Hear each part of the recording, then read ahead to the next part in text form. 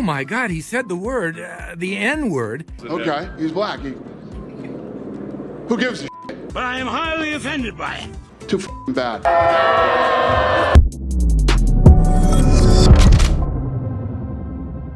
What's up, guys? It's your boy, Benny. An absolutely legendary weekend for the freedom movement, proving that we are powerful and that we are the majority in this country. Donald Trump at UFC 290 in Paradise, Nevada. Welcomed like a conquering hero. Outside of the octagon, you have 55,000 people cheering for Trump's arrival, flanked by Dana White as they march through the crowd. Man, the crowd went wild. These are the kind of things that scare the hell out of libs because they can't control the population. They can't control the populace when you have narratives that go so wildly out of control. When you can show how quickly and how popular Donald Trump can turn a room into cheering supporters, you really destroy a narrative. Remember, Trump is supposed to be the least popular president in American history. Donald Trump is supposed to be somebody who hasn't had any support from any real American and is disgraced and is charged and is a criminal. Yeah, right. Just shows exactly how inauthentic all of these narratives are. And to demonstrate that, I have, for your viewing pleasure, an incredible moment from a press conference before UFC 290 where Dana White, the most powerful sports mogul in America, the guy who invented UFC, the guy who's in charge of UFC, the owner of UFC, says too effing bad, shutting down a culturally Marxist, critical race theory, DEI reporter, a leftist reporter who's crying and weeping about two of the fighters exchanging words. This is how it's done, ladies and gentlemen. Watch this. Between those two and kind of the racial undertones and all those things, how do you... What were the racial undertones? Drigga says he's the real African fighter, and so, you know, Israel dropped some N-words in there tonight. So what was the racial? Who did? Who dropped the racial? Israel was saying over and over, yeah. Dropping he's black. 50 N-bombs in there. Okay, he's black. Who gives a... I was going to say, so you don't have any concern about the way the build-up, the tension between those two? I could care less. This is the fight business. Israel Adesanya, you can say whatever he wants to say. Who gives a... Why are people about that? Some people. Of course they are. Oh, fucking A. All right, got it. Yeah. Too fucking bad. All right. Yeah. Last. Too effing bad. Too bad. You don't like it that two fighters are talking smack to each other before the fight? You don't care that two of the toughest guys on planet Earth don't like each other and are talking some smack? Too bad. This ain't about you. We're not here to coddle your feelings. It's a wonderful thing. It's a wonderful thing. It's music to my ears. This is how quickly you can actually reject and put down these narratives inside of the corporate press. And notice how that reporter, it's really a masterclass, just says it like it's a fact, right? What about the racial undertones of the fight? Huh?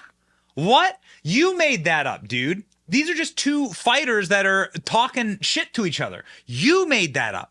You're the guy who's making this an issue. You're deciding that this is your narrative, so you're then going to run with it. That's what you're doing. It's so humiliating. It's not the first time that Dana White has done this. Dana White's been just an absolute alpha during these press conferences. Dana White asked about FBI's Mar-a-Lago raid, and the room cracked up at this answer. I was wondering if you had any thoughts about that. Yeah, it's madness, man. The whole world is crazy right now.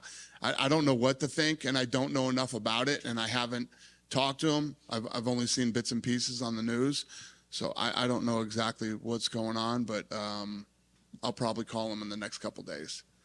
I didn't want to call him, like, I'm sure he's, got better things to do than for me to call and say, hey, what's going on over there? But I will talk to him in the next couple days. Some people have mentioned that we now live in a post-constitutional America or a banana republic. Yeah, it's interesting, man. I don't even know what to say. I don't even know what to think about any of that stuff. Again, because I don't know enough about it. But, yeah, I can think of about, without getting political right now and getting into all this bullshit, but there's 10 other people's houses that probably should have been raided before his that haven't happened. So be interesting to see how this plays out. Thanks, Dana. Thanks, buddy. 10 other people's houses that should have been raided before Donald Trump's. That's because Dana White knows that Donald Trump is the president and the candidate of the people. Look at this. Dana White has been a friend of Donald Trump for a long time. These images are just absolutely rock solid. You saw the Joe Rogan right here. Okay. Is this the interview? Is it going to happen? Is it going to happen? Come on, baby. Come on. Donald Trump sitting ringside, smiling at the, here's Trump smiling at the fighters. Who's that? It's your boy, Donald Trump. Dana White has been a fan of Donald Trump for a very long time. It's pretty obvious why. If you are in the fight business and if you are in the business of masculinity and of keeping America strong and of having people have the capacity to like pay for tickets to go see Dana White's match, you don't want that guy, the guy with the man boobs, the guy on the right side of your screen. You don't want this guy, the doddering, old, diseased, carp-looking individual wobbling around on the beach, not a single person stopping in to say hello, not a single person stopping in to say hi. You don't want that guy running your country.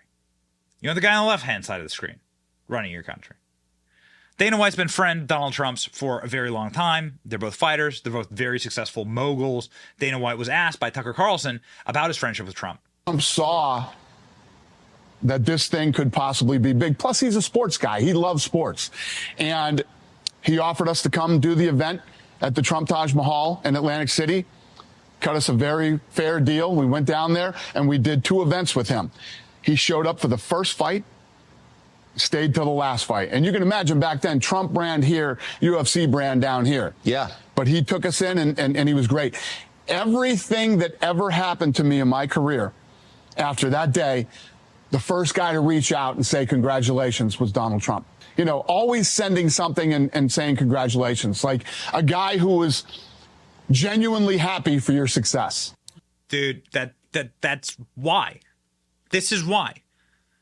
I've said this many times. I've said this on TV. I've said this on radio. I've said this in every interview that I get. Every time I get a chance to like talk with somebody and they ask me about Donald Trump. Not that I'm some expert. I'm not. But this is what I say. He is a superhero. He has a superpower. And his superpower is making you feel special. He's been such a celebrity for so long that he knows that he's often the biggest man in the room. It's hard to argue that he's not the most famous person everywhere he goes. Doesn't matter where you could be, the White House, Congress, the Oscars, Donald Trump is going to be the most famous person in that side of that room. And so giving people attention is his superpower. Making them feel big, lifting them up is his superpower. Here's Guy Fieri. Guy Fieri sitting here meeting with Trump. If they had only counted all the votes in Flavortown, Donald Trump would be president.